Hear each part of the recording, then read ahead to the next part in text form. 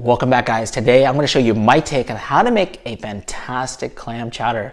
I'm about 50 miles south from San Francisco, and many of you heard of the world famous Fisherman's Wharf. When I think of Fisherman's Wharf, I almost immediately always think about all the access to fresh and delicious seafood.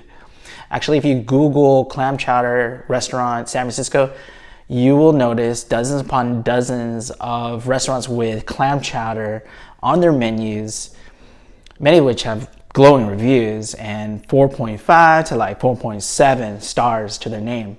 We definitely have an abundance of culinary expertise in the city as it relates to seafood and more specifically clam chowder. This right here pot in the background, you see that beauty? That right there, if you haven't guessed already, is a Dutch oven. I'm borrowing it specifically for the video. Shout out to Linda. Thank you very much once again for having me borrow. She actually is not only a big fan of clam chowder, she lived in the city for roughly, a decade. So I thought, she'll be a great resource to ask about clam chowder in the city and where I can find one of the best. So she said there's a lot of good ones out there, but probably one of her favorites is the Blue Mermaid restaurant, which is in the Argonaut Hotel on the West End location of Fisherman's Wharf. So I took her word for it. We went a few days later. The service was excellent. We loved the ambiance, very nautically themed. And more importantly, we left satisfied. So there were 3 different chowders on their menu. My wife and I had 2 of the 3. It was so good. I asked the server, is there bacon in my clam chowder? And she said, no. So I said, yes, which is exactly what I was looking for. I didn't want to make a clam chowder with bacon. It's just nice to know that you can make food taste fantastic without having bacon in your recipe. So I'm going to show you obviously the reveal of this ingredient I'm using, and it's really going to take it to that next level for sure. So without wasting any more time, grab your favorite apron, come into the kitchen, and let's go. Here are our ingredients for this specific recipe. Today we're going to cook 4 to 5 servings of clam chowder, and that involves, first off, our aromatics. 1 large onion, we're gonna dice that baby up. We have 1 large stick of carrot and 2 large celery. You can just use 1 celery for the 4 to 5 servings that we are preparing, but because I like to offset the color, we're using 2. That's all preference, of course. And then we have another common ingredient to a clam chowder is potato. You can use different kinds of potato with skin on or without skin. It's up to you.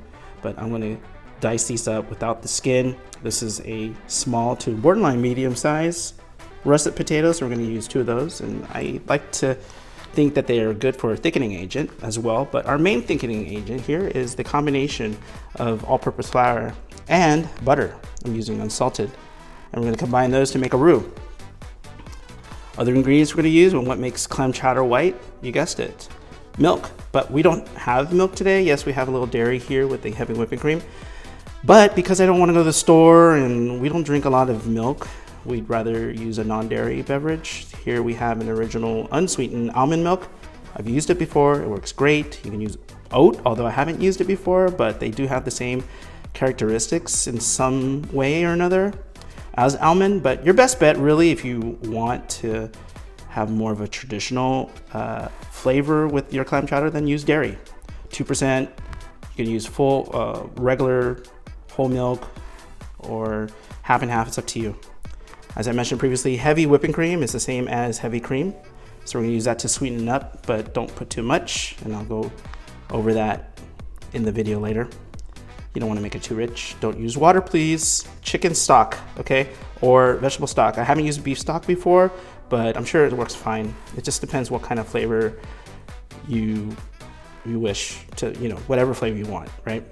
But chicken stock, I know works. I don't have fresh chicken stock made, so I do have this as a backup.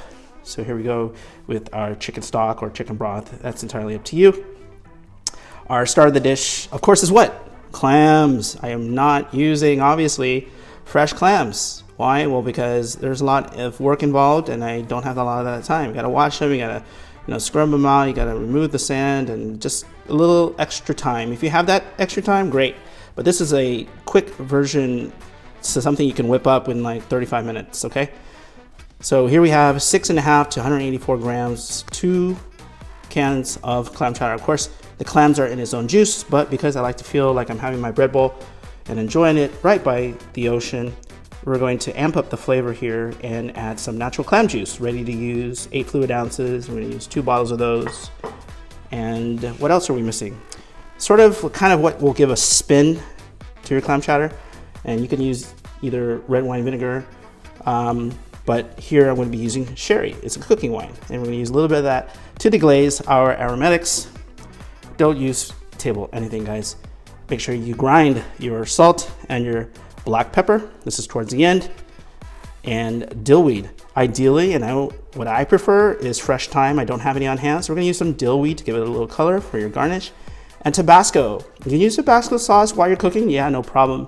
But if you wanna control that spiciness, especially because I have kids, I'm not gonna use it in our cooking. We're just gonna add it to the end as a condiment.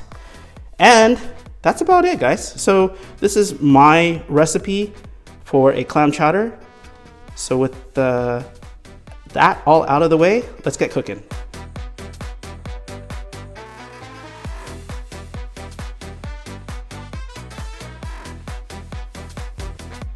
All right, clam chowder fans, here we are. Our Dutch oven over a medium-high flame. Right in there is some oil. It's a thin layer of oil. We're gonna saute our vegetables, our mirepoix, chopped onions, carrots, and celery. And right there is a saucepan being heated up for our roux making. And we're just gonna be back and forth here between our roux making and our saute. Right there is 4 knobs of unsalted butter. While that's heating up, melting down, here we are with some brown bits at the bottom of our pot. That's caramelization, or what we call fond.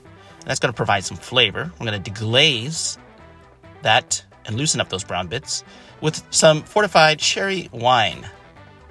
And now we're going to add our chopped, one chopped piece of potato escaped, but here we are. Allowing all that to marry. It's coming along real nicely. And our butter obviously has melted, and we're going to add 4 tablespoons, a little bit at a time, of all-purpose flour. Grabbing a spoon, or you can use a whisk, and incorporate, not burn that flour, by the way, but incorporate and have all of that flour dissolve. We're going to achieve here a blonde roux. The longer you cook and stir this, the roux will get darker. But we don't want a dark or super dark clam chowder now, do we? So here we go. Remember, it's just a constant stir. Now we're going to add our liquids now that our vegetables have softened up. First, we're going to hit our pot with 4 cups.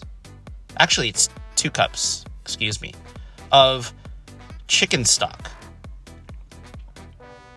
Our remaining 2 liquids that we're going to hit our pot with is our heavy cream, and we'll do 1 cup of heavy cream, and then 1 cup also of our almond milk. So that was 2 cups worth of the dairy/non-dairy liquid ingredients. And you know what I should have done, honestly, is to help enhance the flavor, was to add our basil, thyme, and oregano prior to the liquid, so that those dried ingredients can penetrate our vegetables. And I've also added 1 bay leaf there. It's a typical ingredient that you would use for many soups, but I didn't do that. But it really did make a whole lot of difference. I mean, the end product, the end result was just really a really good tasting, pleasing to the taste buds clam chowder. So, and now we're going to add our blonde roux. Again, this is a thickening agent, and we're just going to allow that to break down. And that's going to take some time. We're going to bring it to a boil and allow that to get acquainted.